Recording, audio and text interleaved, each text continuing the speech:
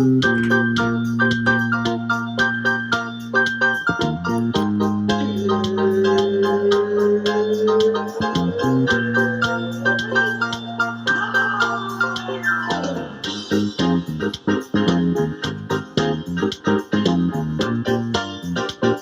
a few 100,000 centuries, one of the most majestic animals, extinct too, we thought, but make no mistake about it, the woolly mammoth is back. The great man Bino. Did you see this? The woolly mammoth is literally being fucking like re-DNA sampled to try. It's like how they clone sheep. They're trying to bring back the woolly mammoth. Yeah, I saw scientists like got funding to do it, and then I saw someone was like, "There's literally like 100 movies on why this shouldn't happen," like referring to Jurassic Park. How about it was Josh Richards's fucking like investment fund that did it? It's like what? Yeah, that's probably gonna go well. A great first venture there, Josh. I don't know, Jack. Did you see this? Yeah, I think I might have said that on the T last time we were here, but That's right. Yeah, they're like frozen, like whatever from woolly mammoths. They're trying to cross it, breed it with like an elephant to like make it. oh, it makes sense. Because I was confused on how they were trying to do it, but Well, normally we wouldn't have access to stuff like this. Like, when was the woolly mammoth last, upon us? But we've got our guy Alex Bersick with us here. The Podfather, Joe Rogan, who, he was doing this, a decade before podcasts were even popular. Everyone, we're all kind of doing our own, we learn from our idols. We learn from, you're going to hear from a guest coming up here, Bianca Parato, who's a up and coming stand-up comedian. She talks about kind of her idols and her pathway through the career, and a very interesting career at that. So that's coming up as our guest here on Wingin It. But Alex is with us kind of doing that Jamie role for Joe Rogan, as he's going to call cap on us, make sure that we're factually accurate, and kind of provide his, laugh track to whatever we're talking about. Alex, appreciate you joining the ship, and no Austin. So you're our fourth member today. Well, thanks for having me again. Glad to be back. And you could not have given me the hardest topic for like the first thing. I'm trying to be like, is it possible? Is it like, what's the likeliness? And they're just talking about like how, and they found the genetics, so they want to try it. So that's fair. I mean, so feel free to interject if you've got anything. Just give us a nonverbal cue, and anything supplemental to the conversation, we welcome aboard. Hell yeah.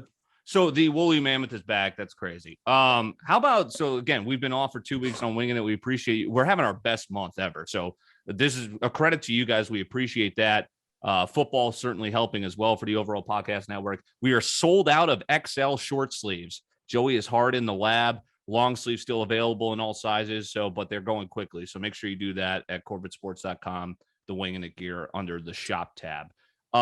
So from 2 weeks ago, did you see AOC, the senator, who is all about, this was, what do you feel about this? This is crazy.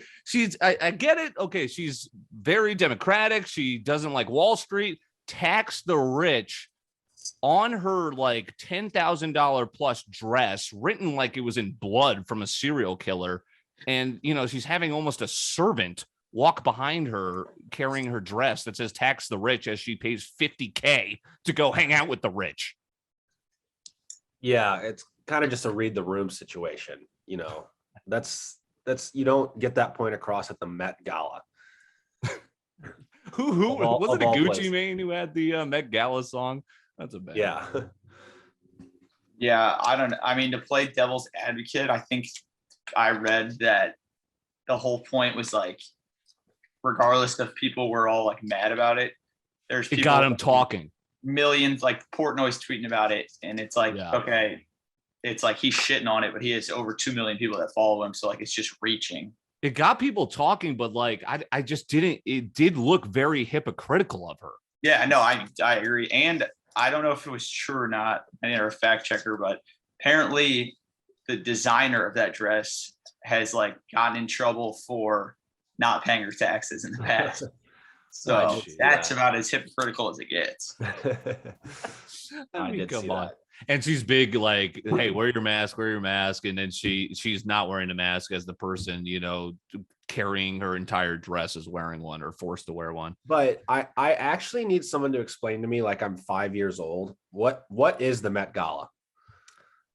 It's like a arts and this might be a Versic thing, but it's like arts and celebrating like the arts, I guess. It's just like, why do all these rich people go to it, and why is it $50,000 or whatever per seat? Like they celebrate the arts as in like literal paintings or like music, like fashion, like dude, it's not unlike Miami's Art Basel or whatever, where like it's just a rich, like New York Fashion Week, Art Basel in Miami is just art. And I'm pretty sure like a banana duct taped to a piece of plywood sold for like thousands of dollars as modern art.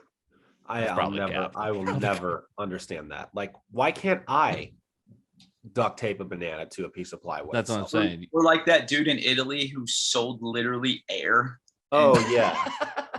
And it was like, you're supposed to imagine what it is. Like, yeah. That's the headiest of plays. Alex, are we right on any of this? What are we missing? Let me just give it to you straight. Basically, the history is it used to be the Institute Gala or Costume Institute Benefit, also known as Met Ball. It was an annual fundraising gala to benefit the Metropolitan Museum of Art's Costume Institute in New York City. So that would explain a lot. Thank you for that, because it's like your kind of knack is, hey, it's not more of a fashion statement. It's a costume statement. Like, get people talking about what you're wearing. And it's a charity benefit. So, I mean, like expensive to go, and that all goes to charity. So it benefits that museum, or what does it benefit? The Metropolitan Museum of Art, but it's not. Hold on, let me read that again, because it says it. Sorry, Alex, go ahead. No, you're good. It says to benefit the Metropolitan Museum of Art's Costume Institute. So I guess that specific division puts it on, and they probably take all the funding. Right. No. Because the museums are generally non-for-profit, right? They receive donations, people keeping museums alive because they don't want to see the arts die. Fun fact, speaking of guests, we're gonna have to get my dad on, because I've got a load here about my dad. My dad was the night guard at the Metropolitan Museum of Art back in the 70s. Like literally Ben Stiller. So we've got a lot of questions there. Quite a bit. Yes, no kidding. Yeah.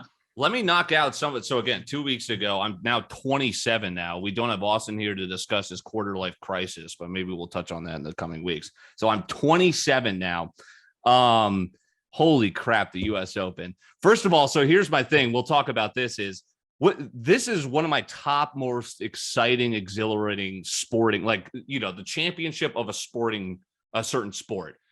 Tennis, hockey, Stanley Cup, and UFC title fight, I nominate as 3 like kind of edge of your seat. You can't look away. Like, you can't take a piss and maybe miss a play because it's that crazy. Mm-hmm. Yeah, I mean, did you put tennis in there?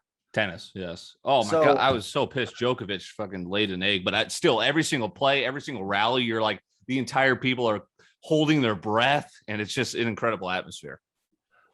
That was the first tennis match I've watched in years. The final Djokovic match. Oh, you watched it? What was the other guy's name? Yeah, Medvedev.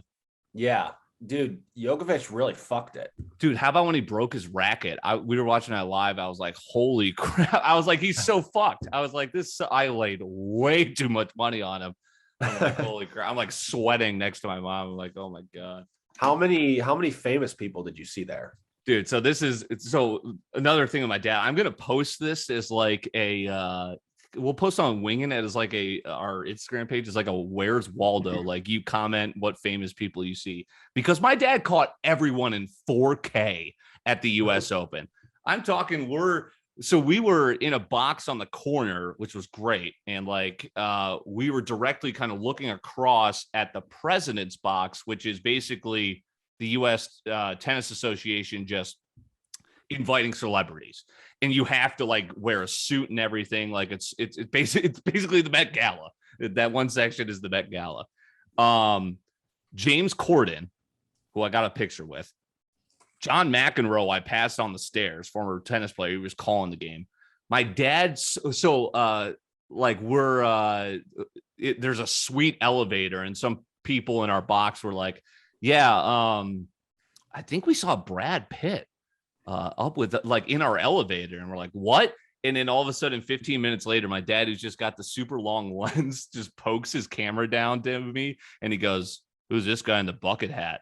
And it's Brad Pitt, like trying to be like super incognito. It was Brad Pitt next to Bradley Cooper, next to Rami Malek. Wow. It was crazy. You got to keep your girlfriend away from that squad. Oh my God. Yeah. James, she was more into James Corden. But my dad, I can't explain this camera to you because these people are probably like a football field and a half away. And like after the game, we're back in my dad. I call my lab, my office, the lab for like sports betting, whatever, where I do my editing. My dad has a lab like for photography, and he pulls it up and he just zooms in, and you could see fucking the booger in Ben Stiller's nostril. Ben Stiller also there. Like it was like incredibly detailed. Larry David was there. Leo DiCaprio, Derek Rose. And then I shook hands with Bill Ackman. It was great. We were leaving through the entrance that everyone was leaving because we had a driving service, and everyone's kind of like, oh my God, James Corden. I see some gray-haired guy walk. I go, is that Bill Ackman? I like kind of hover over to him. I go, Bill. He looks at me. I just like go in for a handshake, and he's just like, I'm like, dude, I'm a huge fan. That was it. And he was like, oh my God. And like my dad's sniping photos of him like smiling, like walking away, talking to me. Connect. Your dad and Larry David should have gotten a picture. Yeah, you couldn't tell them apart. That's what I was going to say. We've discussed our kind of celebrity moments, right? People we've ran into. One, this kind of jogged my memory of one I left out. Also, during this trip, I visited my brother in DC, which I got to say is a hell of a city. Have you guys been? Washington, DC, pretty cool town just to walk around. I've never been. I've been. Yeah, you get like your slash of history. You get your bars. You get some elegant diners. Alex, have you been there? Yeah, my aunt took me in like 8th grade, and so I haven't seen the bar scene by any means, but it was awesome. You weren't sloshed on the street. No.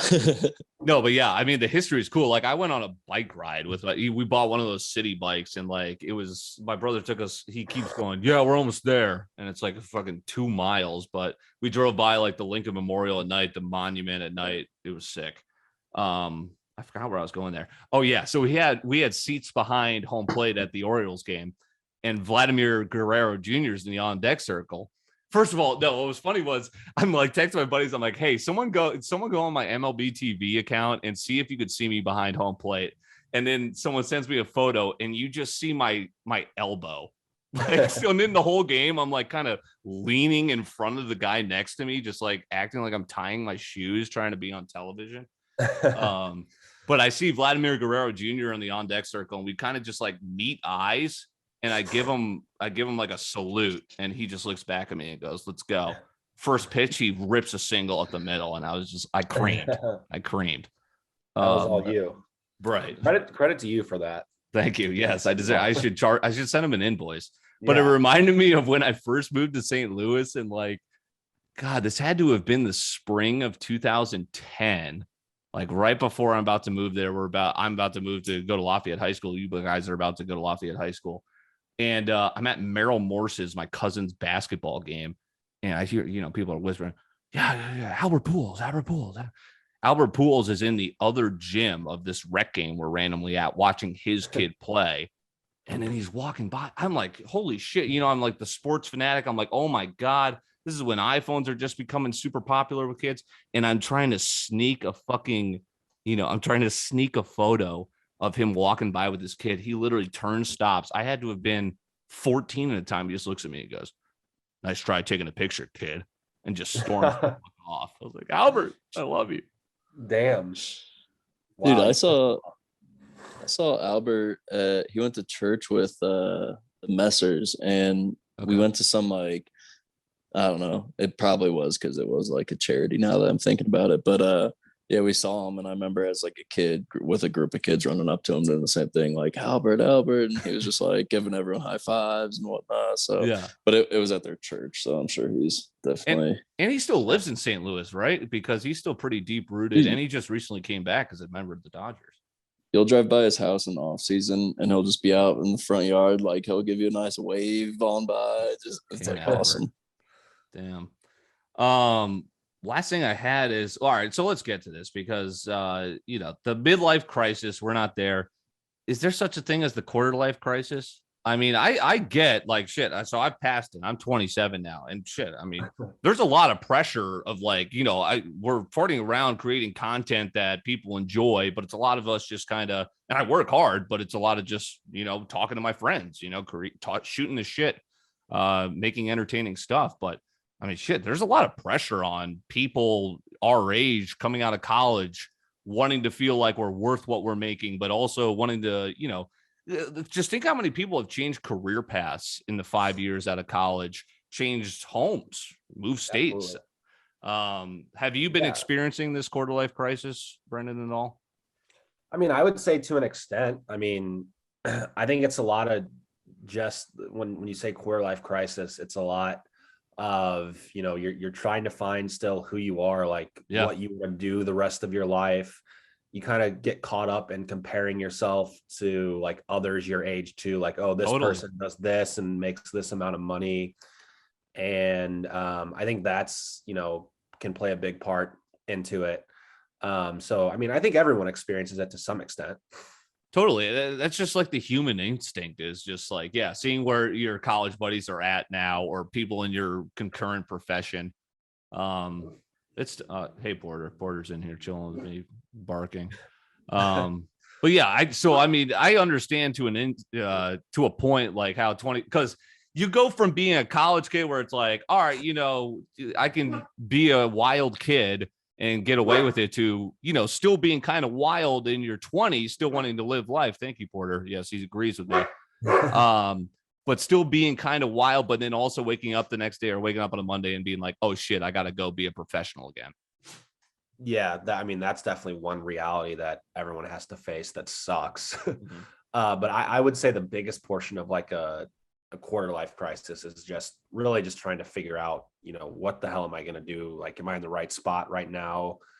Is what I'm doing right now going to be, beneficial for me for the next 20, 30, 40 years, rest of my life. Thank you, Porter. Yes. When I was, good Lord, when I was in Rugby, North Dakota, when I was 23 years old, and I was just contemplating like leaving everything, like I was just like, I can't be in this remote town of 1,100 people. I basically don't know one or hate them or just fucking, like I can't do this anymore. And now all of a sudden I've turned that in a couple of years to, having a kick-ass house in a bigger city with my friends again. And, at least starting something that I'm passionate about, Yeah. Absolutely. And I think that's kind of, I mean, not to get fucking super deep here on Wingin It, but therapy session is open. That's our new segment. That's like the hardest thing is like finding something that, you can support yourself and feel comfortable financially, but also feel passionate about at the same time to some extent. Speaking of working, Jack has to take a work call real quick, so he'll rejoin us here in a bit. Alex, did you have something there? Sorry, I keep muting myself. Do you guys hear the keys here? Test this out real quick. No, that is quiet as a cat. Okay, cool. I felt like I was like way too, the clicky key thing. But anyways, no, but I was gonna just say Rugby, North Dakota. I didn't know you were staying there. I just looked it up. You're like 1,100 people. That's exactly true. Dude, you don't know that happened. I was like, I moved there. I'm like, it's cool place. We have a 9-hole golf course, and that's the only civilization for the next hour. I'm like, yeah, the boys will come up here. I would not over my grave invite my friends to that place. They would have never, I would have lost all my friends. Dude, and also, Kelsey did not live with you when you were there, right? No, yeah, she didn't move with me until I moved to Rapid City, which is like kind of the size of Columbia, but it was better than Rugby. Holy shit, dude! I would have been bored out of my fucking mind. I'm not gonna lie. I can say I know Highway 94 and I know Highway 29. Honestly, I kind of agree in the summer, but But yeah, I've gone all the way east and west on that highway, but never like got up to like what is it, Minot? Yeah, Like Minot's Rugby. Yeah, basically the kind of a bigger closest one. big city next to where we were. That was about an hour away. Big city as in another village. Correct. Yes. The village was a building that's 3 stories. So one thing I've noticed, like in, quarter life and just growing older now, being more of an adult, is my dad and my dad's old, excuse me, but our relationship now is so interesting because, like, I mean, like now that the world is so progressive that pot's legal everywhere, like whenever I enjoy pot. My parents don't mind if, like, I'm relaxing with something outside of their house. They understand it because I love just like, and I didn't as a kid because, my parents were taking me to museums, great trips. And I was that brat that was like, sports, show me more sports. I hate this. We're at the Galapagos Islands. I'm like, this sucks. Where's the internet? But now, like, and so that's why my brother, Ian Corbett, right, guest from last 2 weeks ago, just got along with like they were museum hunting together. They're going to Israel together. But so now I'm kind of feel like I'm missing out. Like, it's just like he was a fountain of information. And I wondered, like, if you feel that with your parents too, where it's like, holy shit, now that it's kind of man to man, you just get a whole different perspective with your dad and your mom at this age. Absolutely. And especially with just like having to work a full-time job, right. You get what your parents went through the whole time while you were in college, dicking around. Yeah, could you imagine with kids? Yeah, and having to support not only yourself financially but kids as well. I mean, it gives you a clear picture through their lens, which that's why I think after I graduated college, I had a much better relationship with my parents because I was like, okay, I get it now. I can see life somewhat through your eyes and kind of what you've had to deal with. Totally. Alex?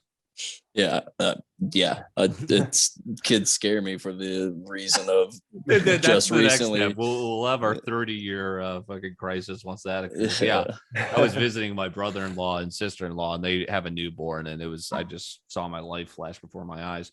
Last thing on my dad, he claims as his aforementioned cult, which he finally revealed the name to me. The NSA, his cult is the NSA, the National Security Agency. Like, get a better name. He claims his cult NSA. Like, did he say what it stood for, or was it the National Security Agency? No, it was just NSA. He didn't elaborate on it. That was okay. That was my attempt at a stand-up joke. You'll hear from a much better stand-up, our guest coming up later on.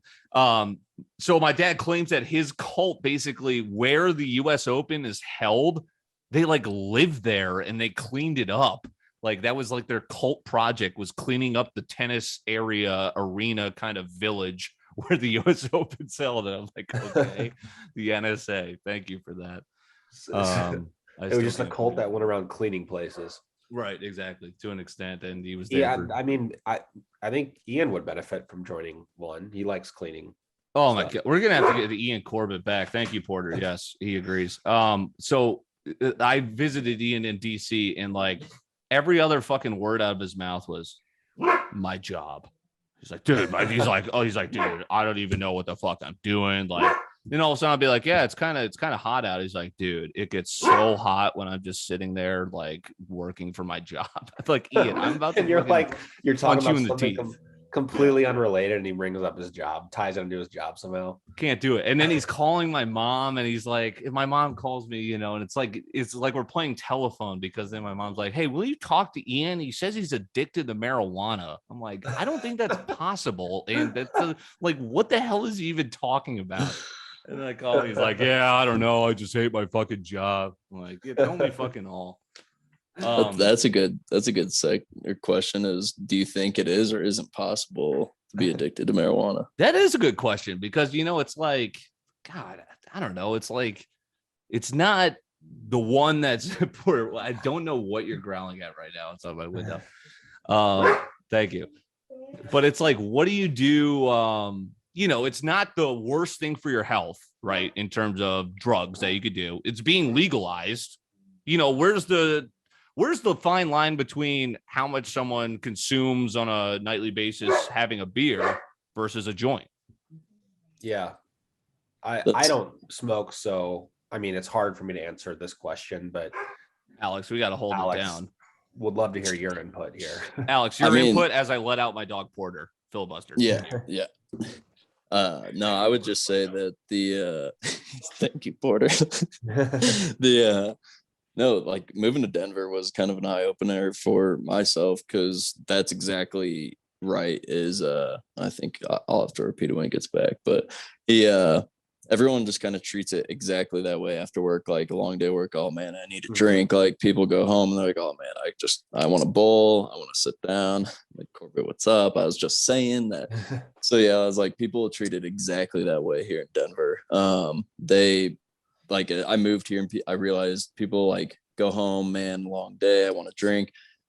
Here they go home. They'll honestly throw it out there, but like, I can't wait to go home, smoke a bowl. And you're like, yeah, I mean, yeah, I get that. And honestly, like I don't know. There's much less of a stigma around it too. Like when we all kind of messed around with pot in high school, like I was so much more worried, kind of like I'm spraying cologne over myself like 10,000 fucking times. I'm kind of like, oh my God, do they know? Now I'm just like, shit, I'm walking in anywhere like reeking of whatever. And it's just like, okay, I could still function and have a appropriate conversation with you. Like, what's the big deal? Which is almost better than alcohol. Like if you walk into a place stinking drunk, they're gonna be like, what the hell are you talking about? Even cigs. Sorry, even cigs, like people who will smoke a cigarette before stepping in a restaurant smell 10 times worse, and the whole restaurant will be like, no one likes that as much as like someone who just smokes a joint. Like they might smell it for like a few minutes, Right. Yeah. Sorry. And going back to your point about like, getting off work, some people like to, drink a beer. Some people like to smoke a bowl. It's like way easier to be a functioning member of society smoking as opposed to drinking. You don't get violent.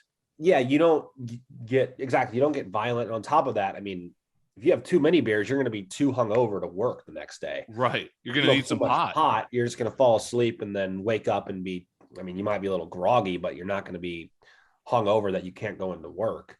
And to the question where it's like, is it addictive? It's like, no, I mean, I could totally go weekends and be like, okay, I don't have pot, whatever. But it's like, damn, I really wish I had some pot. It's just like, it's like an added, like, okay, this is awesome. That's the best way. I think a lot of people would agree with that statement is, but who knows? I think there's also the personality traits that, like, to that question, there's always going to have people that are just like, oh, that's devil's lettuce. I once went to a wedding where the family was against cursing. And I was like, how the hell am I even supposed to exist here and like speak a single spoken word? Shoot. God darn it. Jack, welcome back. I've got a question. No problem at all. Question for the group here. Are you guys bikers? I'm not. My thing is I'm pretty tall, and bikes. You would have to get a custom. People always tell me like, oh, you just got to get a better fitted bike, and like I've tried. I'm just too awkwardly shaped, too lanky. You get custom shoes, do you not? Because you have the big, like you're like Shaq. Not custom, but it's just like I have to go online to where like they don't sell my size in stores. Right. Okay. So like I have to get it and I would say 50% of places don't even make my size, even if I go online. It sucks. If I had a bike, I would like to a lot. I've been hitting the spin bike quite a bit lately.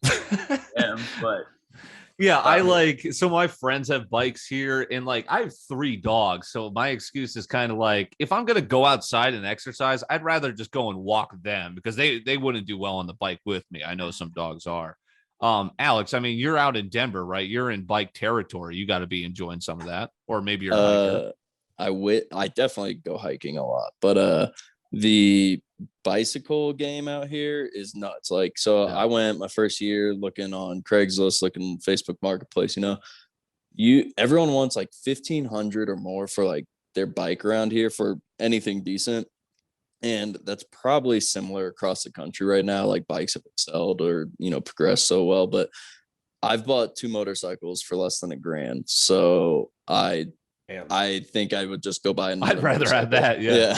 Do the work for me. It'll take me home and back. My brother's got like a kick-ass. Well, first of all, he bought a kick-ass bike and it got stolen. So now he's got like a high tech fucking safety lock and whatever, and he dropped his new expensive bike down the stairs. But he like uses it a lot. That's something I would just kind of buy and not use enough, I feel like. I will say that we visited Bursick in Colorado last year. Right. And we all went on like a big group bike ride, and doing it in Colorado is like super awesome because you get to see. Oh yeah. I was definitely huffing wind. That wasn't your mother's walk. I mean, your bike ride. That was decent. Yeah. Yeah. I've got some Barstool questions here. First about Brendan's boy Vibs. Oh my God. I saw this dude the other day. You think that dude enjoys Adderall a bit much? That guy's got more bags under his eyes than a weekend in the Vegas with the boys. What the hell is going on there? That was it. I was the only one who seen him. Is that the dude who? Yeah, the guy who said you had terrible music choice. Wait, is Vibs the dude who made fun of me? The guy that said you had terrible music taste. Yeah, fuck him. I don't pay attention to him. And I think it was said that he was 30, and then I think I saw he was on that trivia competition or whatever, and they like had a player card, and he was 37. I was like, wait a second, what? Jesus. 37 years old. My God, I would put me on Rough and Rowdy with that guy, please. I'm glad you brought that up, because here's my question. Like, so now it just got announced, like their new hire. I don't know where they get these guys. Like, yeah, you take guys that are kind of funny that you can make fun of, and they kind of make fun of themselves, and you turn them into Barstool stars. So now they announced a new Rough and Rowdy where it's Jersey Jerry versus some other guy. And my question is that the whole game, where it's just because I feel like that's where a majority of Barstool employees have kind of rose to their fame, as if they won at Rough and Rowdy. I remember Marty Mush. I was in this huge gambling chat, like on GroupMe, with people across the nation, like 500 people across the nation randomly. And this dude, Matt Browner, was in it. And he was like, he's throwing thousands of dollars on games, and he thought he was all hot shit because he worked at Barstool. He fought Marty Mush, lost, and then never heard from him again. Like, he was gone. Wow. It's bizarre, but like Hank won Rough and Rowdy. Wasn't Barstool Pat and Rough and Rowdy? Like, it's odd how like it's almost like a ritual. Let's have like a Wingin It version of Rough and Rowdy. Yeah, we'll sponsor it, and we'll just pick people who have beef and they get to fight, and we'll sponsor it. Yeah, and then me and Jack will fight, and whoever loses gets kicked off the show. Jack just called out Drew. Brendan just called out Jack. Gets kicked off. You fight for your lines. Okay, what, Brendan, give me, I thought this was hilarious. I brought this up as our fantasy punishment in a different league. Brad's fantasy punishment this weekend. Give me all the funny things around. Oh my God. So Brad's fantasy punishment this weekend was, so the thing is, we never really came to a conclusion on what the fantasy punishment was going to be. And then he was scheduled to be here in a week, and we finally started talking about like, okay, what should his fantasy punishment be? So we came to the conclusion that his punishment was he had to throw $1,000 on a sports game of his choosing, and if he won, he had to contribute all of the money that he won towards bottle service. So he bet Boise State this week -3.5 versus Oklahoma State. We had a big pregame, had everyone over. We're super pumped to watch it, and unfortunately, it did not hit. They were up too. Close. Can you explain to me that fumble? Like, did you see it? The big. So I was doing hockey all freaking. This is funny. I was doing 18 hockey games this weekend for a showcase. Like, it's great hockey, and like I don't get paid enough, but I do it because it's like, I mean, it's a good company, and I get a chance to put my hockey shit on tape. But I literally did 7 games in a row on Friday, 7 in a row on Saturday, and then like 4 straight on Sunday. Saturday's college football. So like the game's 5-0, and I'm just, I'm a professional. If it's a good game, I'll give you my best. But if it's 5-0 and there's a football game on, I'm watching the football game, and every like 3 minutes, I'm just like, and there's a shot to center. Just saying like ambiguous phrases that still make it sound like that I'm still paying attention. And there's a great shot from the wing as I'm watching BC. I forgot where I was going with that, but I did it. So I didn't see it. I was following all college football. I didn't see the play live. It was awful. You should check it out and tell me how upset was Brad. He was pretty down bad. He was pretty down bad. It was devastating. Especially because of that fumble. Yeah, like they literally scooped and scored, and then they called it back, and it was definitely not down. Dude, yeah, it was bad. Yeah, that was not fun. Neither was the Chiefs. Speaking of, Brad was down bad. I was down bad after the Chiefs. I put a huge live bet on them as they're marching down the field, ready to kick the field goal, and then 2 plays later, Clyde Edwards-Helaire fumbles. My bookie felt so bad for me. He threw me the entire bet free play. I was like, let's go. How about this? Speaking of not fun. So the Ravens win. Jackson Mahomes pouring water on the Ravens fans. A bad look, but hey, at least Jackson Mahomes showed some nuts there. That was the first thing I've ever respected that he's done. Right. I was like, all right, that's kind of badass. It was even better the Ravens fans just getting that reaction out of him and just having water. Yeah, there was a great reaction by the Ravens fan too. So huge W on both sides there. That was funny. Jackson Mahomes. Interesting follow on TikTok. Did you guys see that murders rose 30% in the last year? Wait, what? Murders in the United States rose 30%. Okay. Fuck. Hide your kids, hide your wife. I was gonna say, at the beginning of the pandemic, I was like, do I need to buy a gun? Like people are, people are getting stir crazy. You've got people going down to Florida, think it's a lawless Mad Max zone. Yeah. Damn. Yeah. Keep that shit away from Dallas. That's why. Fair enough. We got less than a minute here. Jack, do we have any tea? Or I think we got a pretty substantive episode, just nonetheless. We'll come back strong next week. Yeah, nothing too big to report. We can touch all on it next week. We should. I had Gabby Petito down. That's something. Everyone's just kind of dissecting. I had that too. We got a crazy story. We'll kind of get more into that, and hopefully we'll learn more information coming up. Appreciate Alex debuting with us and filling in. You'll hear a lot more from him. Brendan Duarte, Jack Duncan. We'll get our guy Austin Platts back next week. You're about to hear from a stand-up comedian, Bianca Parato. Great stuff. Really interesting. Hope you enjoy it. Subscribe, rate, review wherever you enjoy your podcast, watch on YouTube, etc. And we'll talk to you next week. Very exciting. We're bringing back our guest segment here on Wingin It, and we've got a very interesting guest, and we hope you're going to learn a lot more about stand-up comedy and what she's got going on. So Bianca Parato, thanks for joining us. A little bit about yourself and how you kind of got into the world of stand-up comedy. Thank you for having me. First off, I got in stand-up, I don't know. I would start writing things down that I thought were funny. And I always really loved to watch stand-up comedy. So I was always a really big fan of it. And then at some point, those just kind of came together as one. And I don't know, I did it one time and I was like, yeah, I'm probably going to do this for the rest of my life. Yeah. Yeah, you're pretty good at it. Jack and I saw one of your shows. I don't know if Jack has ever been to another show too, but how many shows have you done in total now, would you say? Have you lost count? Well, I run 2 shows a week, and then I run a monthly show out of this place called The Creek and the Cave.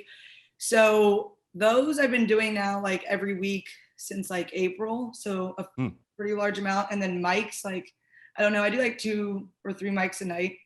And I just go throughout the week, almost every day. I feel guilty if I don't do a mic of some sort. Right. Yeah. I was actually at the first show ever at the East Side Karaoke Bar in Columbia. How about that? Go ahead. No, keep going. That was awesome. That was what made me want to do it more. It was literally just a bunch of townies and 10 of our friends, and we were just loudest for her, and they were just not happy we were there. It was awesome. I went and I scouted it out a couple of weeks before I actually went and started doing it. Same with here. I would went out to all the comedy clubs and didn't go up and just like watched for a little bit, and then I went up. Speaking of scouting, I was checking out your stuff. So did you start kind of performing live and kind of really dedicating like this is my passion in 2019? And then did the pandemic just hit? And like, what were your thoughts going on? Because it was the unprecedented thing that just upended the world, especially, you know, having crowds in front of you so you can make them laugh. Yeah, no, that definitely really sucked because I moved out to LA when they were doing like one of those like reopening phases. And I was like, yeah, like I'll get in there, I'll have good rent, everything like lined up at once. And then I got there and they like announced the second shutdown. Oh. And I was like, well, here goes my savings. So I just chilled for a little. No, I'm kidding. I didn't go through. I got different jobs. I did other stuff, but I just had to wait. And then LA didn't say anything about reopening. In Austin, like comedy was coming to Austin. I was like, fuck it. Like, let's do that. So, I mean, what was it like kind of just upping and moving for your passion? Like you always hear about, hey, LA's the place, just get there and make it happen. What were your nerves like when you were finally willing to make that leap and you're like, hey, let's go fucking do this? Yeah, I just kind of was like sick of like waiting for something to happen. And I just like wanted to do it. Like, I don't know. I was just like done with it. I had reached my like target goal savings wise. And I just was like, all right, I'm fucking here for it, and everything lined up. And I just sent it. Love that. So how long have you been in Austin for now? Since April. So April, May, June, July, August, like 6 months. Yeah. So Jack, I mean, you know, Jack and I are in Dallas now. We gotta make a trip up to Austin and see a show. Yeah, we need to trade weekends. You guys have to come down. There's actually a really good show happening like this next Wednesday. So how awesome is Austin? I hear Austin's absolutely incredible. I mean, I'm so happy I moved here. It's like St. Louis, like vibes, like people wise, but like elevated city wise. I don't know. But I also really like the live music and performance like aspects. Like, there's always something going on. It's got a lot of personality. How's Dallas? Well, I've never been to Dallas either. Dallas is awesome. I love it. Brendan? I mean, yeah, Dallas is, I mean, kind of similar to what you just said. There's so many because I mean, we went to Mizzou with Bianca. There's so many Mizzou people down here, and it's like there's just always something going on, stuff to do. Great weather. I mean, shit, it gets fucking hot sometimes, but I mean, that's one thing I'm looking forward to is like fall weather and winter weather. I'm same with Austin. Like, it's going to be way better than living in the Midwest. I mean, you're coming from LA, so the weather it's probably not as good as LA, but shit, definitely better than the Midwest. Because it's like, even it's gonna get cold, but it's not gonna get nearly as cold for as long as like what we're used to. So I don't really like. Yeah. I like cold weather. I don't like unfortunate. You know what I'm talking about? Like, like icy, stuff like slush. For slush days, everywhere. it's gross. Yeah. So I have a question, because you said you're performing like multiple times per week usually. Yeah. Do you do the same routine every time, or do you switch it up, like new material? How does that work? I try to switch it up a lot, because you do it in front of a lot of some of the same people that either go to your shows or like around other comics, and you're like, I don't want to you want to like make it new for them. So I try to write new shit a lot. But I'm going up to New York this Saturday to do comedy up there. Really? So I want to try like a bunch of new stuff there, or at least just see what the stuff I've been doing is like in a different city. You know what I mean?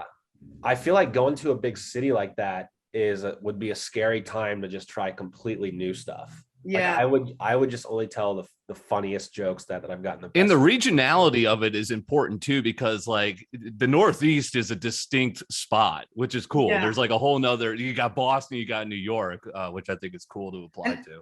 I've never been to New York, so I'm like, it's gonna be just a completely new experience in general. So I have no fucking idea. So how do you get these gigs? Like, how do you get this gig in New York? How does that, you know people? So that one is more, so I'm not doing like a gig up there. There's comedians I want to meet up there, and like mics I know I'm going to go to. But I have a friend who's actually performing up there, and she's like, I would really like you to go with me. Like, we can network a lot. You can do mics. And I was like, fuck it. And so then I did. Yes. I've got friends up there, and so I'm like staying for free, and I use some points for my flight. So I was like, Mama's going to New York. Hell yeah. NYC, baby. Jack, did you have something? Otherwise, I'm going to ask her. Go ahead. So is a day in the life right now just kind of get up, do your young thing and write jokes, or is that? Yeah, I just tend to yonk it up during the day. But yeah, no, I wake up. I don't know. I do things like work out or like shit I need to do around the house. I write a lot. I don't know. Yeah, because I guess because I do a show every night and I like to rearrange things or You like watch stuff for inspiration, like different comedians and stuff, or? Yeah, last night I was just watching like just Dave Chappelle bits on YouTube, just going through them. That was my question. Who are some of your favorite comedians, old and current, and who are your idols separate from that? Okay, so like my idols, like Dave Chappelle is like my all-time favorite. Yep. Like, dude, I don't know. I love him so much because he's like he's not only so funny, but he's like actually like a brilliant person. Like the way he writes is like incredibly talented, and the way he breaks down jokes and they like flow in and out and stuff. So he's like someone that I think anybody could learn from. I really like Joe Rogan. I really like Tom Segura. They're great. Tony Hinchcliffe is a comedian around here. I think he's so fucking quick. He's great. And then there's like local comics that I've been exposed to. Like William Montgomery is so funny. There's this like guy, Casey Rocket, who's just coming to Austin. And he's maybe one of the funniest people I've ever seen. But it's like I have like my legendary people, but then there's like being in the scene and like watching a lot of people doing their stuff. It's just like you get to see people like on the come up, which is also like super cool. Sorry, I've got a question to interject. You brought up Joe Rogan. What is the difference? Because a lot of people know him as the podcaster, but his stand-up act is like completely different. Like you get a whole nother side of Joe Rogan, I imagine. Yeah, you do, but it's like still the same. Like it's kind of same topics, still like him and his personality, but it's him trying to be funny. So it's like, I don't know. And have you seen The Big Sick? Because that is a great movie that involves stand-up comedy. That is I don't think so, but I know it's a Judd Apatow movie. Yes. And so I know of it. I'm a huge you would love it. fan. It's actually, I think that's like one of the only movies I may have not seen by him. He does stand up. He's got a stand up special out. Yep. Yeah. Bren. Sorry, my Wi-Fi cut out there. But did you meet Alex Jones? Did you talk to him? He was on the Kill Tony episode. Yeah, promote that. You do this Kill Tony live podcast, which has a great following. It looks like a lot of fun. Yeah, so they only do like 5, maybe 6, I don't know, comedians a week. But there's like hundreds of people that sign up. So you literally just have to wait till you get called and like you go. It's super fun though. And then there's like an after party and like my buddies, they play in this band, Nether Hour, they play after. It's fucking dope. And then everybody just gets super fucked up. So it's fun. But like I kind of forgot that I was even like there to get called up. So I was like so nervous. It really threw me off. How many beers did Alex Jones put down at the after party? Like what? Talking, how many beers did Jones put down at the after party? Are we talking like a 30 rack? I actually, after that, I had so much adrenaline, I just left. Right. Was it in Austin? Yeah. What? Was it in Austin? Yeah. It's at this place called Vulcan. It's like on 6th Street. But yeah, so then we went and we all got like fucked up at another bar. And then we. So they just called up different comedians and you do jokes. Like I didn't get to see the whole thing. I just saw you shotgunning beer. So I was kind of confused. Great time, by the way. You should check that out. It was impressive. Yeah. So they call up like a comedian out of the hat.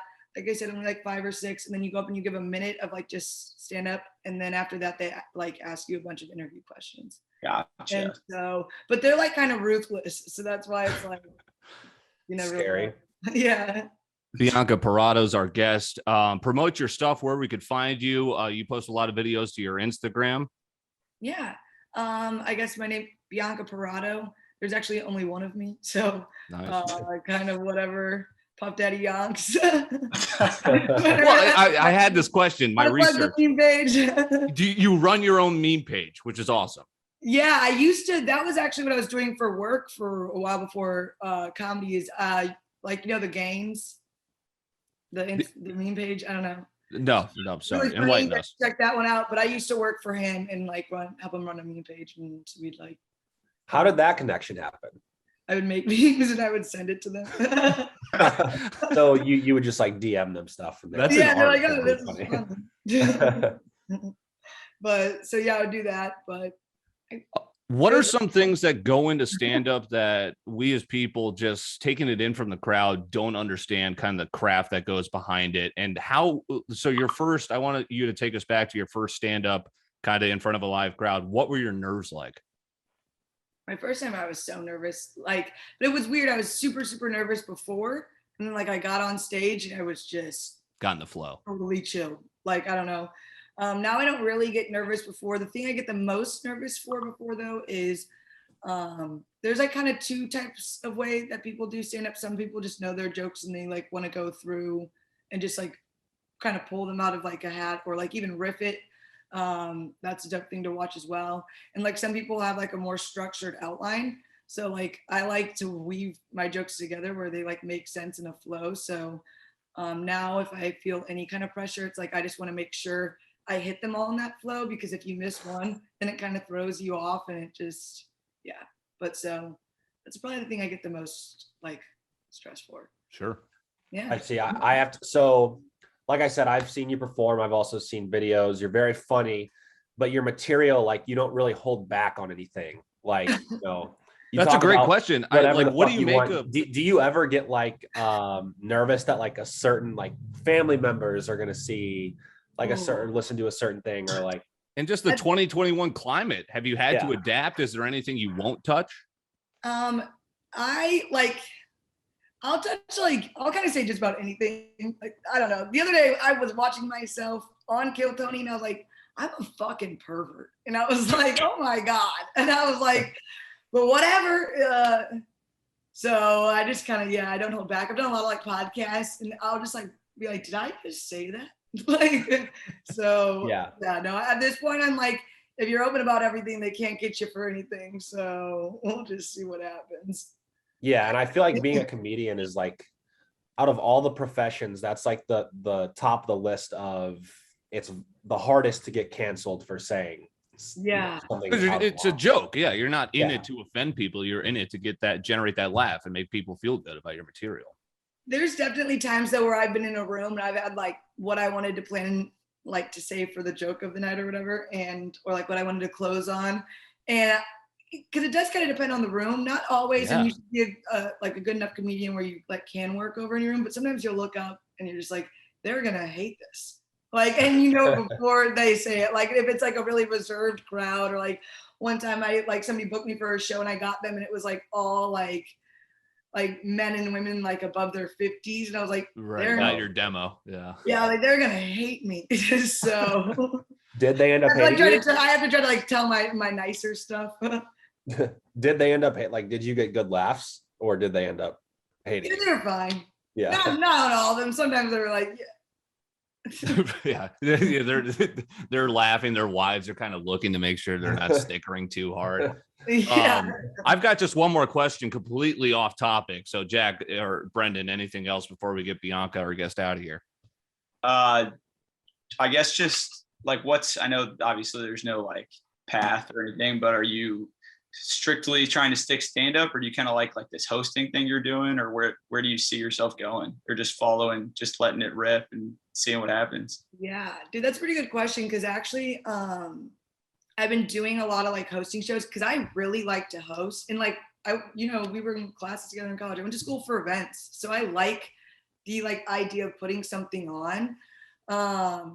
But then I like have to make sure I find a balance though, where I am just giving my stand up like enough attention, and because like it is like can be like time consuming, and you have to like pay everybody, and you have to get your set list and promotion and flyers and whatnot.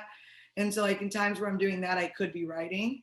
And so I was like, oh, I want to do another show, and I have like 3 going for a week. And I was like, maybe pause on that and like go back into it and make sure you're like branching out and stuff more. So that's kind of why like I'm really excited to go to New York too. Yeah. Yeah. So you went to Mizzou. Are you from St. Louis originally?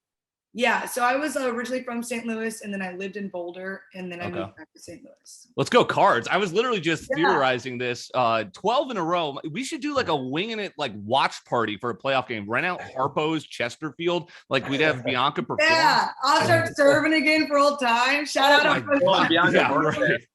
Yeah. It's something like that. I love what you do. I mean, the live aspect of it is awesome. So we appreciate your time. My last question is, how awesome is pot? These guys don't know. I mean, I'm here trying to bring it for everyone here on Wingin' It. Dude, I literally, my neighbor that just moved in blows glass. And I stopped by them. I saw them in the hallway, and I just got absolutely toasted. I was like, "Yeah, I'm about to go do this podcast." yeah. You're walking out with a fresh new bong. Is that the neighbor that asked you to hang out? Yeah, wait, no. This is a new one, dude. He was moving in and he was moving all this glass over. And I was like, "What's up, dude?" And he's like, Bianca Parato. I was like, "This is fucking tight." It makes me feel like I'm in like, Brookside again. I just go like, rip a couple dabs, head home. That was one of my favorite jokes from watching your stand-up was the timing. My last question is the timing and kind of the cadence that goes into it, because you delivered this perfectly. I just moved. My new neighbor asked me to hang out, which sucks. Now I have to move again, which is just a killer joke. I remember like who it was and where we were at the pool. And they're like, "Yeah, we should really hang out sometime." And I was like, "That's the worst." You can't even get into my door. I was like, I avoid my neighbors like the plague. Like, I think they kind of see me in the windows sometime. I'm like, this was pretty tight though. So I'm like, yeah, that's dope. But yeah, I wish friendly. I don't. My 95-year-old grandma doesn't blow glass, unfortunately, behind my house. Bianca Parato, we appreciate it. Really interesting. We look forward to kind of following you in your career in Austin, Texas. Check her out on Instagram. You do a lot of great stuff, live shows, and keep doing you for the comedy. You're very funny. We appreciate your time. Thank you so much. Thank you guys for having me. Thanks, y'all. Of course.